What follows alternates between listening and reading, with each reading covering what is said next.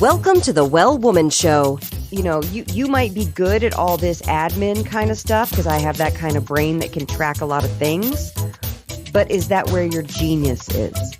And you really need to be working in where your genius is and then find ways to what you're good at can be delegated to somebody else. Each episode is a transformational journey using mindfulness, feminism, leadership, and strategy to support you to thrive personally, generate wealth, and impact your community. And now, here's your host, feminist thought leader, London School of Economics grad, leadership consultant, and transformational coach, Giovanna Rossi. Hello, gorgeous well women.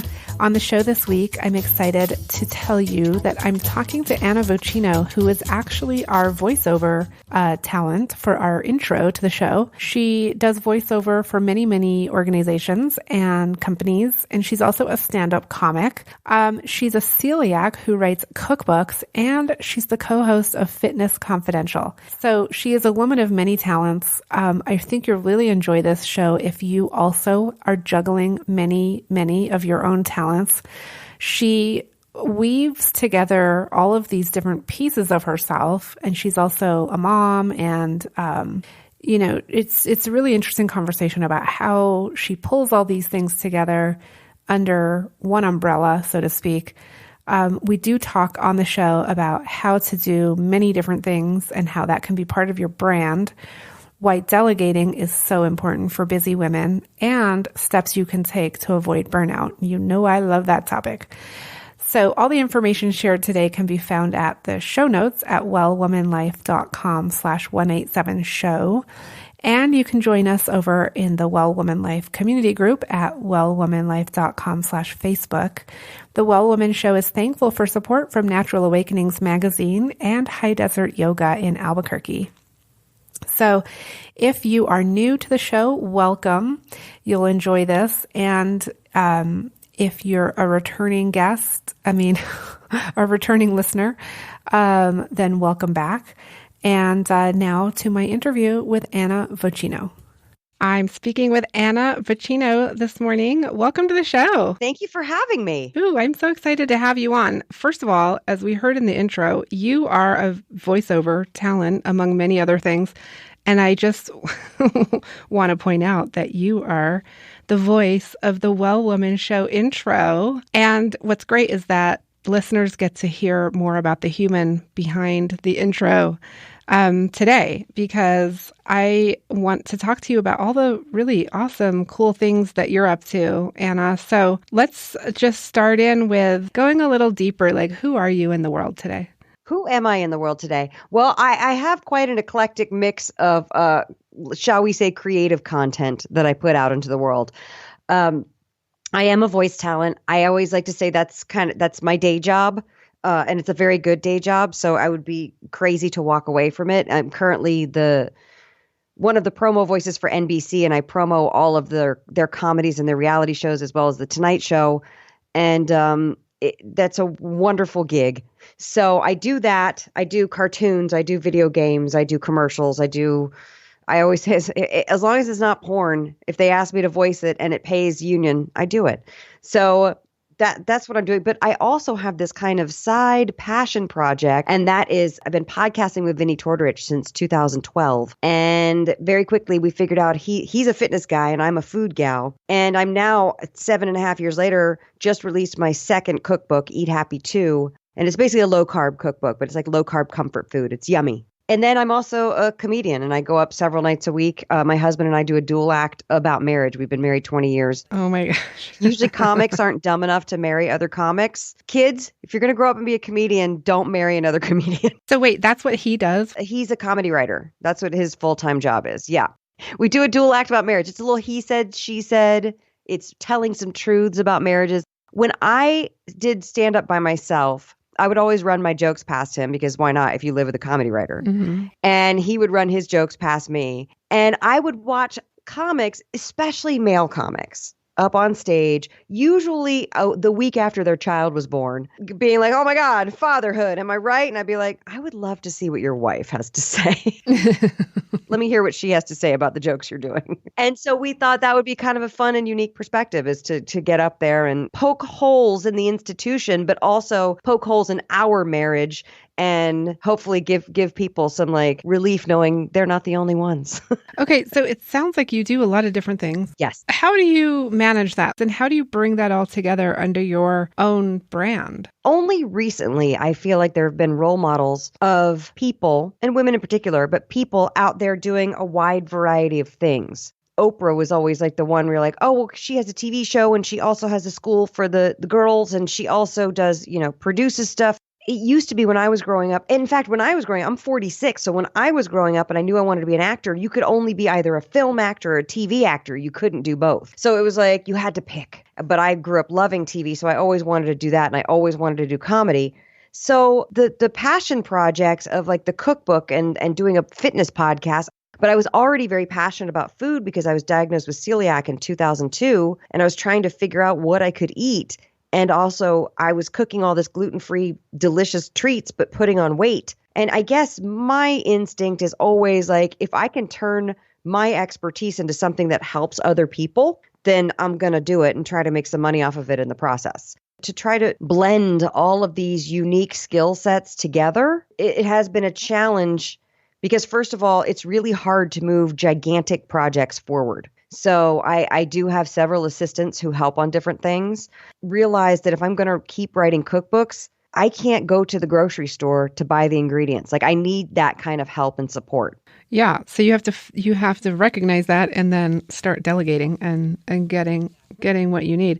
So I just want to touch on something that you brought up, which is when you were growing up, you had to choose between film and TV. And I do think that in the 70s, 80s, 90s, it really was about that for many industries. It was, you chose a career path and then you went and pursued it and then you did it and that was your thing and that was who you were. Right. And now clearly we're seeing so much more fluidity within industries and in the workforce and in learning. And so I think it's fascinating because I'm somewhat the same. I have different hats and that is the challenge. It's like, what is it to be a woman in the world today? Because we're also nurturers, whether we have kids or whether we're caring for parents or pets or whatever, we're generally nurturing someone else other than ourselves. And there's a lot going on there. And I know you're a mom, right? Yes. I've never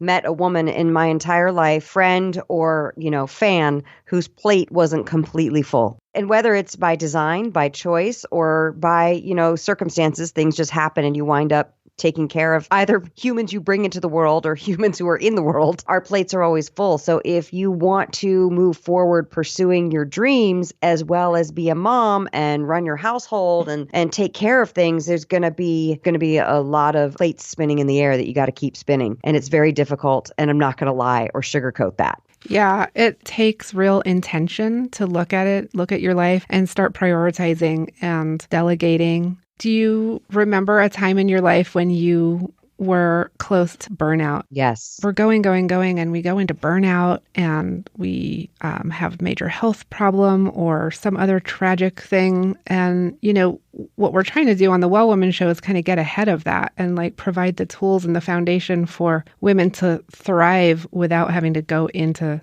all of the burnout and all of that. A number of things that worked for me. First of all, changing my diet to cut out all the processed sugars and grains. That's the number one thing. And that's why I even named the books Eat Happy and Eat Happy Too, is because my brain chemistry changed when I took processed foods out of my diet and I became more stabilized. Like even just something as simple as that. Look, we're complicated creatures. We have a lot more hormonally going on than men. It's not just about sugar and insulin. It is a lot about that, but you're going to regulate female hormones. You're going to regulate hunger hormones. You're going to regulate your brain chemistry, and all that stuff is very important. I have found a lot of little tricks. Like, for example, once had a coach tell me, you might be good at all this admin kind of stuff because I have that kind of brain that can track a lot of things. But is that where your genius is? Yeah. And you really need to be working in where your genius is and then find ways to what you're good at can be delegated to somebody else. And I don't think it's possible to delegate everything.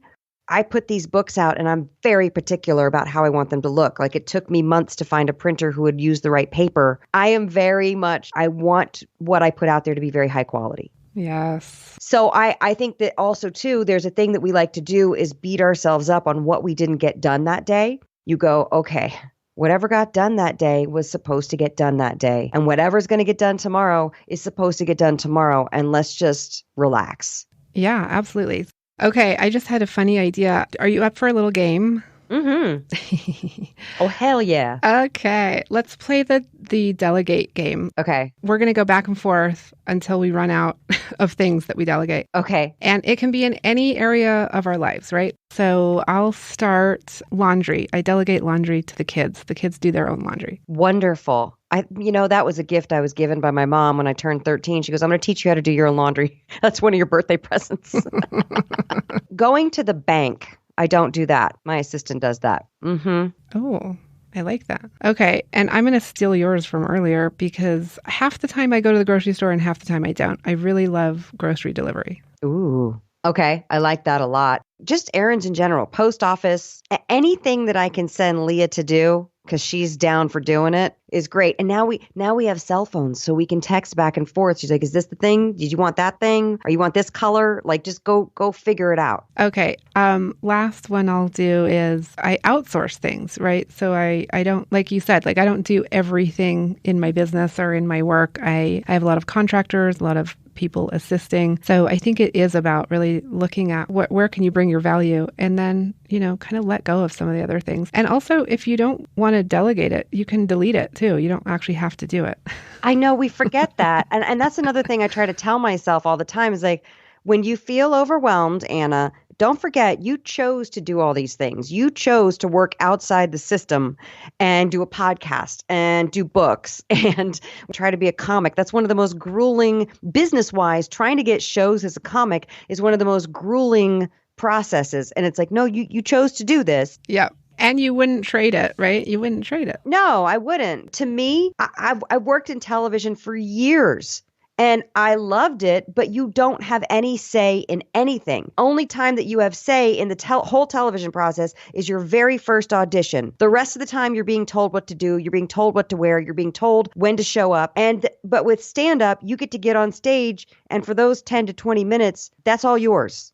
And that's why, to me, live comedy is so magical because that stuff happens and it's a co-creative process with the audience. Well, and for listeners, if you're not going to go be a stand-up comic, you can carve out your own space for your creativity in your field or in something that you've been wanting to do. Just think about that. Like, how much of your time do you spend doing other people's stuff versus your own creative? That's a huge lesson. I've spent a lot of time building other people's brands. And it wasn't until Vinnie and I got together and he was like, you need to be working on these books and put something out that's yours. And that was huge because I was so used to being the support system for everybody. Yeah. Okay. I'm speaking with Anna Vocino on The Well Woman Show, and we'll be right back. I'm so thankful for support from Natural Awakenings magazine in New Mexico, a monthly green, healthy lifestyle publication. And for support from High Desert Yoga, promoting optimum physical health, clarity of mind, and spiritual inspiration for all. Many of you have followed my journey from consulting to women's leadership and empowerment, starting a nonprofit, raising 2 kids, and everything in between. I've really taken some time this year to focus in on where I can help the most women with their own desire to create social impact and also a good income for themselves and their families. As my consulting and coaching practice is growing, I found that one of my favorite things to do is the free discovery sessions. I love hearing about people's passions for the work they do, sharing what I do, and helping people understand what my hybrid consulting coaching is all about.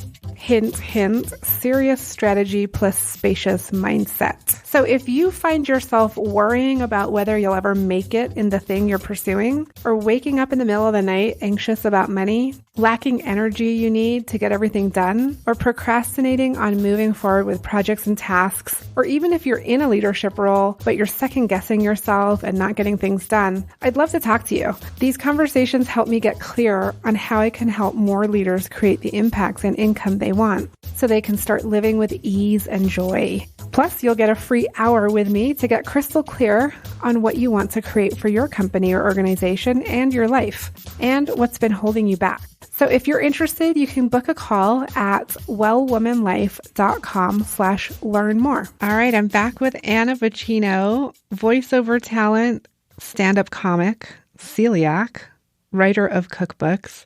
And Anna, we're going into this segment called Superpowers for Success. So I want to ask you a few quick questions. This is going to be like a quick round. Lightning round. Yes, lightning round. The first one is, what does success in life mean to you? Success in life means that I'm feeling like I'm making an impact and also creating a stable financial foundation for my family. I want them both because I came from instability. That's exactly what a lot of the women in this community want. And we want to do it without burning out and without being unhealthy. Yes. Yes, for sure. When did you know you were really good at what you do? I don't know that I know that.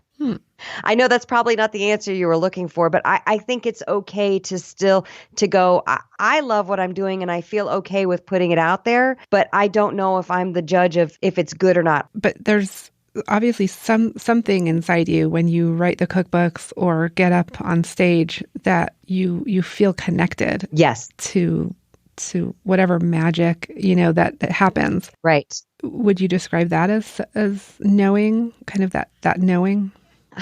I guess so. It's funny. I guess, yeah, you do get addicted to that feeling of like, oh, that really resonated. We all had a good time. I want to keep getting on stage to recapture that feeling over and over and over again.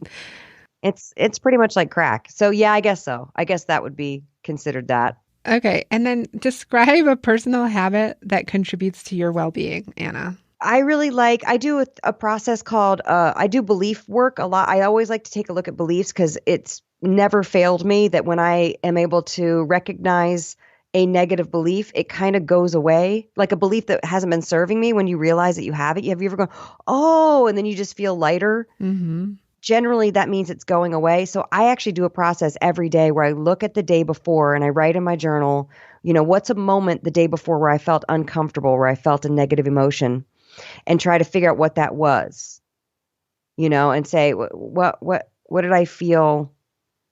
Like I had some issues with Amazon with launching the book. And so there've been a lot of opportunities to look at what's made me feel uncomfortable. Well, when Amazon does that, I feel completely powerless. And I don't like feeling powerless. I like to feel like I'm in control. Well, guess what? That's an illusion. And Amazon's here to remind you of that. So maybe it's time to really, so I actually do that every single day because I want to get past, I want to be the biggest version of myself. And I can only do that if I can, change my paradigms. And do you find that you do it at the same time every day? Do you have like a ritual around it? Yes, in the morning. Okay. And then as you practice these, as we practice doing this and this self-awareness and this reflection, it gets easier and easier to do closer and closer to the time that the thing happened. Do you find that you actually are able to create that awareness kind of in the moment that it's happening sometimes? Yes. And I do know that as humans, sometimes we need to marinate in things and sort through our feelings about stuff. But generally, it's a lot faster of a process. When I was younger, I would be depressed for months at a time. And now it's like a negative reaction happens. I go, oh, I'm able to observe it. Yeah.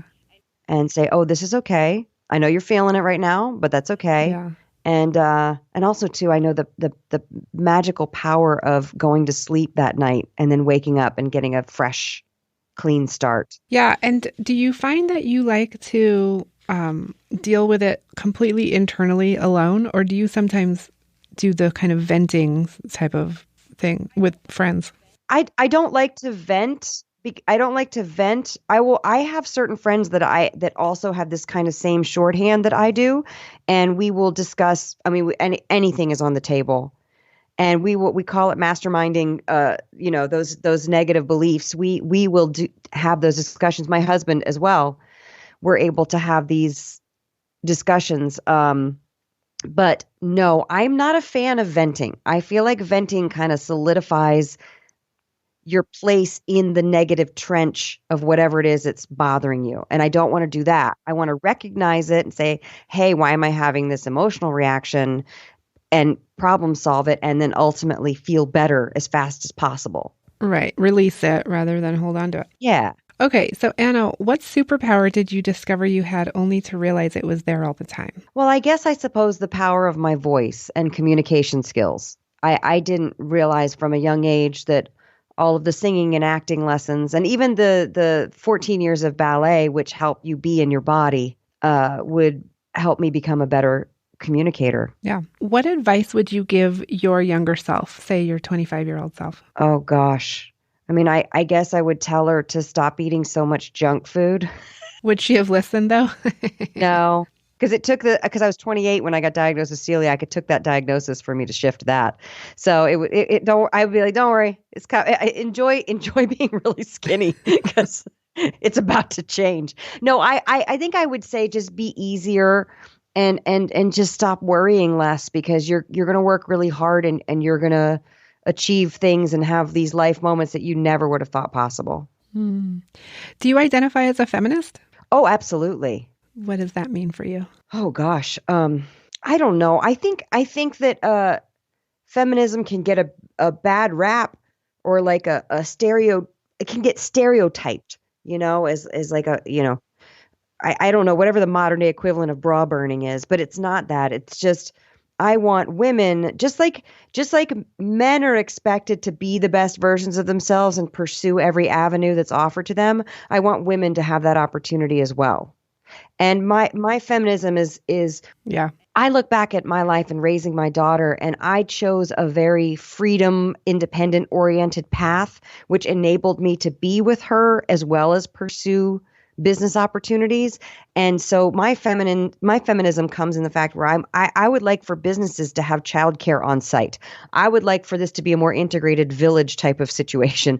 I lived 3 time zones away from family and didn't have support, so that's where my feminism comes in. It's like, I don't want to take women away out of the workplace, and I don't want them to take them away from their children either. I want both. I want everybody to have everything. Yeah, no, I know. And that's a lot of what I have actually spent my career on outside of the radio show is on women's health policy and women's leadership and empowerment. And I actually just posted today something that just nailed it. So that I shared it from someone else, and it says, we expect women to work like they don't have children and raise children as if they don't work. That is so true. Yeah. Doesn't that just get you? Like, yeah, and the social structures and expectations are just not shifting with the way that our lives have changed over the decades. It's so crazy. And my husband and I, we do a lot of jokes about this, about traditional gender roles and how it's 2019 and it's still, this is how it is. And it seems so crazy. And we're working on a bit and we haven't quite figured it out, but I was remembering back when my husband started working for Jimmy Kimmel Live, and we knew the job was starting or whatever that Monday was where he started the job, and he got up and got ready and then walked out the door and went to work, and I called him in the car and I was like, bye. Right. And he was like, what? And he's like, I have a job. I was like, okay. I was like, I also have a job. Yep. But I'm like, okay, here's the deal. You're going to do this and we have to do that. And who's making her lunch and do that? You know what I mean? But men still in this day and age, I'm not saying obviously he made a mistake and we're going to make jokes about it and he's going to be very self-effacing and, but he just has the luxury of just getting up and walking out the door and not having to ever ask a question or coordinate anything. Yeah. Yeah. And it's the date that it is. So yeah. Well, the image of Rosie the Riveter saying, we can do it. I have an image of that. And then I added on there, it says we can do it. And then I added, but we don't something like, but we don't really, want to be doing it all. Like, actually, we do need some help. So it's this real conundrum. Okay. Last couple of questions. What makes a good leader? Oh, goodness. This is a really good question. Actions speak louder than words. So somebody who walks the talk, to me, is always the best leader. Yeah. And that really goes to I saw you wrote something about really finding your authentic self, like being your authentic self out in the world. And I think leaders need to do that. And that's kind of what you're saying. Yes, it is. I mean, we all know, we all roll our eyes at the curated social media lives. And I love social media because I feel like it can show funny insights into like dumb stuff that's happening that I observe around me. And I like to share that with people. But the curated thing, the only thing I curate is I want the pictures of the food to be beautiful. But even that, I hate deceptive pictures of food. Yeah. I hate it. Like, I won't do all the trickery. One of my dear friends is a food stylist, and she tells me all the tricks. And I'm like, what? You can't do that. And I don't like, so I feel like the people who our audiences are generating and you know, like moths to the flame are people who are being their authentic selves for the most part. I mean, that's not 100% obviously, but I know I'm attracted to those kinds of people. Yeah. I find them interesting. Keeping it real. Keeping it real. Okay. So last question. What are you reading right now, Anna? What's on your nightstand? Well, first of all, I've had the Beastie Boys book on my nightstand since Christmas, but I'm too nostalgic. I can only pick it up every 2 weeks and read like an essay in it because I love the Beastie Boys so much. And so it gets me sad. But the book I'm currently actively reading that doesn't make me sad is, it's called Why We Sleep. And I can't remember who the author is, but it is fascinating and it's making me reprioritize sleep when I never did in my 20s and 30s. Yep, that's a big one. Mm-hmm. All right, well, we'll add those books to our book list. We share our guests' picks. So, Anna, it's been so fun having you on the show today. Thank you for having me. That's it for our show today. Remember, if you need support to live your Well Woman life, head over to wellwomanlife.com/Facebook to join our community. As a reminder, we are on NPR every week, so be sure to tune in at npr.org/podcasts and search for The Well Woman Show. If you enjoyed today's show, please take a moment and subscribe wherever you listen to podcasts and leave a review. This helps raise visibility, which is super helpful when it comes to producing the show every week. For feedback, comments, or just to let me know you were listening, find me on Facebook, Twitter, and Instagram at Well Woman Life. I'm Giovanna Rossi for The Well Woman Show. Until next time, have a super powerful week.